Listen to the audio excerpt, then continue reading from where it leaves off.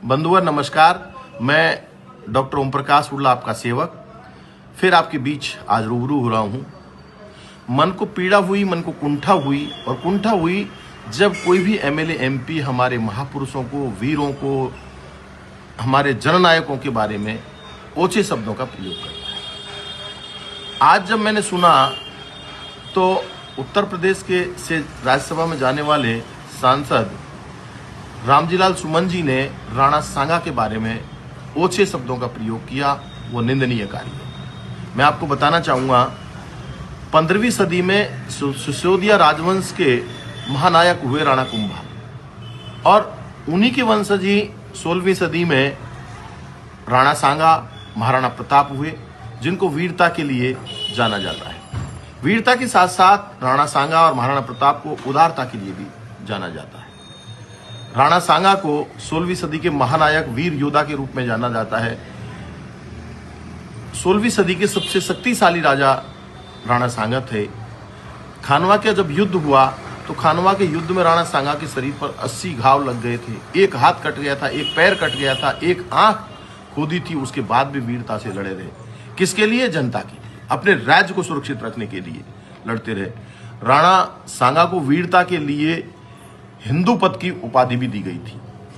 खास बात यह है कि राणा सांगा ने जब मालवा की जीत हासिल की, और मालवा की जीत के बाद राणा सांगा ने हिंदुओं पर जो जजिया कर लगा रखा था उसको हटाने का आदेश भी दिया था, तो वो राणा सांगा ने दिया। ऐसे महान योद्धा एवं महान नायक के बारे में कोई भी व्यक्ति ओछी टिप्पणी करे, वो निंदनीय कार्य है। मैं समझता हूं कि रामजीलाल सुमन साहब को देश से माफी मांगनी चाहिए, और ये जो शब्द उन्होंने राणा सांगा के लिए उपयोग किया है, ये अकेले राजपूत समाज के लिए नहीं, ये पूरे भारतवर्ष के लिए किया है।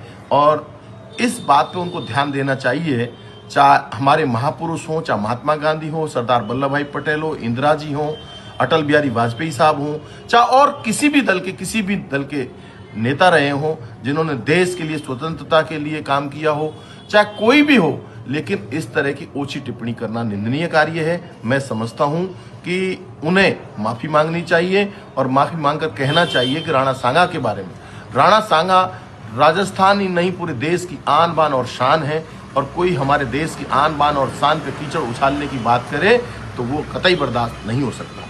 इसलिए मेरी हाथ जोड़ के विनती है कि रामजीलाल सुमन साहब को प्रेस मीडिया के सामने आकर के इस पे माफी मांगनी चाहिए, और माफी मांगकर देशवासियों को जो एक घाव लगा है उसमें मरहम लगाने का काम करना चाहिए।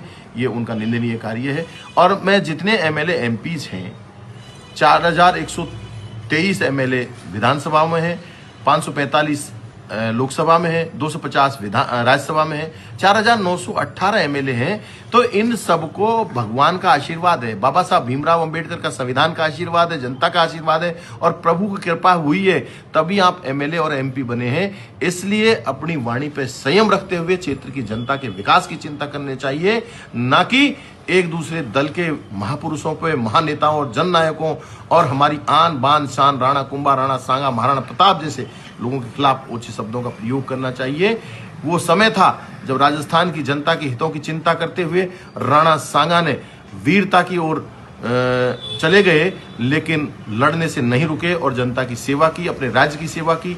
और महाराणा प्रताप को तो आप सब जानते हैं कि महाराणा प्रताप ने पूरे देश में एक अनोखा उदाहरण दिया। वो झुके नहीं सामने वाले दुश्मन के सामने, चाहे प्राण न्यौछावर करने पड़ गए। ऐसे वीर योद्धाओं के खिलाफ कोई छोटी बात करता है तो वो कतई बर्दाश्त नहीं की जा सकती। इसलिए मैं तमाम नेताओं से